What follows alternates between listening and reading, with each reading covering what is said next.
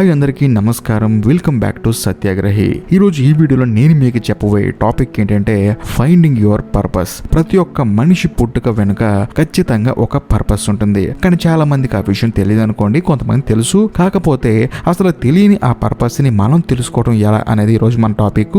ఇంకా డైరెక్ట్ గా వీడియోలోకి వెళ్లే ముందు ఇప్పటికీ మీరు మన ఛానల్ సబ్స్క్రైబ్ చేసుకోకపోతే దయచేసి సబ్స్క్రైబ్ చేసి బెల్ ఐకాన్ ప్రెస్ చేయండి. ఇంకా డైరెక్ట్ గా పాయింట్ కి వస్తే, మామూలుగా ఏ మనిషి అయినా సరే ఈ భూమి మీద పుట్టడానికి ఒక పర్పస్ ఉంటుంది, ఖచ్చితంగా ఉండి తీరుతుంది. కానీ చాలా మంది ఆ విషయం తెలుసుకోరు. కొంతమంది అయితే జీవితాంతం ఒక పార్టీ జెండా మోయడానికో, లేకపోతే ఒక సినిమా హీరోకి అభిమానిగా ఉండిపోవడానికో, ఇంకా ముఖ్యంగా ఒక క్రికెటర్ కి అభిమానిగా ఉండిపోవడానికో వాళ్ళ జీవితాన్ని అంకితం చేస్తారు. ఇక్కడ నేను చెప్పొచ్చే పాయింట్ ఏంటంటే, మనం ఒకరిని అభిమానించడంలో తప్పే లేదు, వాళ్ళని చూసి ఇన్స్పైర్ అవడం అస్సలు తప్పే లేదు. కానీ వాళ్ళ తరపున జీవితాంతం పోరాటం చేస్తాం కదా, అది చాలా తప్పు. ఒక రాజకీయ నాయకుడిని ఏమన్నా, లేకపోతే ఒక సినిమా హీరోని ఎవరన్నా ఏమన్నా, లేకపోతే ఒక క్రికెటర్ ని ఎవరన్నా తిట్టినా సరే దానికి మనం రియాక్ట్ అవ్వాల్సిన అవసరం లేదు. సోషల్ మీడియాలో తిట్టిన వాళ్ళతో ఫైట్ చేయాల్సిన అవసరం అంతకన్నా లేదు. ఎందుకంటే ఇక్కడ మన జీవితం గురించి మనకి సరిగా తెలియదు, ఇంకొకరిని ఎవరో తిట్టారని చెప్పేసి మీరు వాళ్ళ కోసం పోరాడతాం కొంచెం కామెడీగా ఉంది కదా. సో నేను చెప్పొచ్చేది అదే. నేనేమంటున్నానంటే, మనం ఎవరినైనా సరే అభిమానించవచ్చు,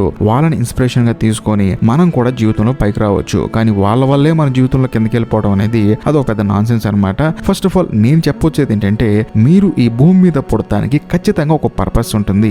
ఆ పర్పస్ ని మీరు తెలుసుకోవాలంటే ముందు మీ గురించి మీరు ఆలోచించుకోవాలి. అంటే ఉదయం నిద్ర లేవటం, ఏదో పని చేసుకోవటం, సాయంత్రం నిద్రపోవటం కాకుండా అసలు మనకి ఏ పని అంటే ఇష్టం, మనం అసలు ఎందుకు ఆ పని చేస్తున్నాము, ఆ పని చేయటం వల్ల మనకు ఉపయోగం ఉందా లేదా అని చెప్పేసి మనల్ని మనం క్వశ్చన్ చేసుకోవాలి. అలా క్వశ్చన్ చేసుకోవటం వల్ల ముందు అవతల వాళ్ళ కోసం మనం జీవించడం మానేసి మన కోసం మనం జీవించడం మొదలు పెడతాం. అలా జీవించడం వల్ల మీ ఇన్నర్ ప్యాషన్ అనేది మీకు ఖచ్చితంగా తెలుస్తుంది. ఇన్నర్ ప్యాషన్ అంటే ఏంటి, మీ అభిరుచులు ఏంటి, మీకు ఏ వృత్తి అంటే కొంచెం ఇంట్రెస్ట్ ఉంది, మీకు తెలియకుండా మీలో ఉన్న టాలెంట్ ఏంటని చెప్పేసి రకరకాలుగా మీ గురించి మీకు తెలుస్తుంది. ఒక్క మొక్కలో చెప్పాలంటే అసలు మీకంటూ ఉన్న ఒక లక్ష్యం అనేది మీకు ఆ రోజే ఖచ్చితంగా తెలుస్తుంది. అలా తెలిసిన తర్వాత ఏముంది, తప్పకుండా మీరు మీ లక్ష్యం కోసం పోరాడుతూ ఉంటారు. నిజం చెప్పాలంటే అసలు వాళ్ళ జీవిత లక్ష్యం ఏంటో వాళ్ళకే తెలియకుండా చాలా మంది ఉన్నారు. నేను వాళ్ళకి చెప్పొచ్చేది ఏంటంటే, మీ లక్ష్యం ఏంటో మీరు తెలుసుకోండి. అలా తెలుసుకున్నాక కూడా నేను రాజకీయ నాయకుడిని అవ్వాలనుకుంటే ఖచ్చితంగా రాజకీయాల్లో ఉండండి, నేను నటుడు అవ్వాలనుకుంటే సినిమా రంగంలో ట్రై చేయండి, నేను మంచి క్రికెటర్ అవ్వాలనుకుంటే క్రికెట్ రోజు ఆడుతూ మీ టాలెంట్ ని మీరు ఇంప్రూవ్ చేసుకోండి. అది కూడా 30 సంవత్సరాలు గడిచిన తర్వాత, అంతా అయిపోయిన తర్వాత అయ్యో నా లక్ష్యం ఇది కాదే అని మళ్ళీ మీరు రీస్టార్ట్ చేస్తారన్నా కూడా మీ జీవితం మళ్ళీ రీస్టార్ట్ అవ్వదు. ఎందుకంటే ఏ మనిషికైనా కేవలం ఈ భూమి మీద కొన్ని సంవత్సరాలు మాత్రమే టైం ఉంది. కాబట్టి ప్రాపర్ గా మీ జీవిత లక్ష్యాన్ని మీరే ఫైండ్ అవుట్ చేసుకోండి. సరే, నాకంటూ ఒక లక్ష్యం ఉంది, నేను నా లక్ష్యాన్ని ఫైండ్ అవుట్ చేసుకున్నాను. ఆ తర్వాత ఏంటి అంటే, ఖచ్చితంగా మనకంటూ ఒక లక్ష్యం ఉన్నప్పుడు, ఆ లక్ష్యం కోసం మనం పనిచేస్తున్నప్పుడు ఫస్ట్ మనకి డౌట్స్ అనేవి వస్తాయి, ఆ తర్వాత భయాలు కూడా ఉంటాయి. అంటే డౌట్స్ అలాగే ఫియర్, ఈ రెండు ఖచ్చితంగా ఉంటాయి.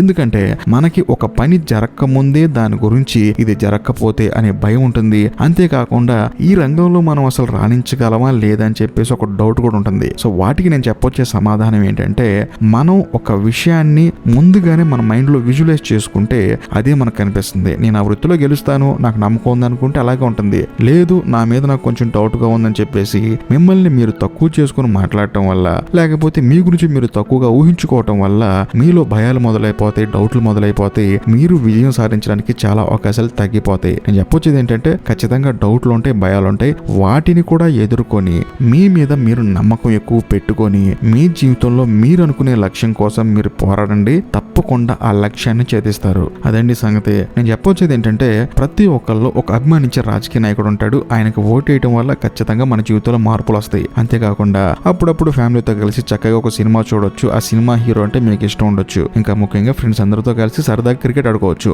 కానీ వాటి వల్ల మన జీవితాలు మారిపోయి వాటి కోసమే మన జీవితం అన్నట్లు మనం జీవించడం మాత్రం నాకు తెలిసినంత వరకు కరెక్ట్ కాదు. ఎందుకంటే మన జీవితం కోసం ఇంకొకటి జీవితం అయితే త్యాగం చేయరు. ఎందుకంటే మన కోసం మన జీవితం మాత్రమే త్యాగం చేయాలి. నేను చెప్పొచ్చేది ఏంటంటే, మీ జీవితం యొక్క పర్పస్ ని మీరు తెలుసుకోండి. అలా తెలుసుకోవటం వల్ల మీలో ఉన్న ఆ టాలెంట్ అనేది బయటపడుతుంది. అది బయటపడటం వల్ల ఖచ్చితంగా మీకంటూ ఒక లక్ష్యం ఏర్పడుతుంది. ఆ లక్ష్యాన్ని ఛేదించే క్రమంలో మీకు చాలా ఒడిదుడుకులు ఎదురవుతాయి. అంతేకాకుండా మీరు వాటిని గనక తట్టుకోగలిగితే ఖచ్చితంగా మీ జీవిత లక్ష్యాన్ని మీరు చేరుకుంటారు. అలా చేరుకున్న తర్వాత ఇంకేముంది, ఈ జీవితానికి ఒక సార్థకత అనేది ఉంటుంది. కాబట్టి మీ జీవితాన్ని అస్సలు వృధా చేసుకోకండి. అది కూడా మీకు ఉపయోగం లేని వాళ్ళ గురించి మీ జీవితాన్ని ఇన్ఫ్లుయెన్స్ చేయని వాళ్ళ గురించి అసలు మీరు టైం వేస్ట్ చేసుకోవద్దు. దయచేసి మీ జీవితం యొక్క పర్పస్ ని మీరు వెతుక్కోండి. బాయ్. ఈ వీడియో కనుక మీకు నచ్చితేనే లైక్ చేయండి, కామెంట్ చేయండి, మీ ఫ్రెండ్స్ కి షేర్ చేయండి. ఇంకా లాస్ట్ అండ్ ఫైనల్ గా నేను చెప్పొచ్చేది ఏంటంటే, ఇప్పటికీ మీరు మన ఛానల్ సబ్స్క్రైబ్ చేసుకోకపోతే దయచేసి సబ్స్క్రైబ్ చేసి బెల్ ఐకాన్ ప్రెస్ చేయండి. బాయ్.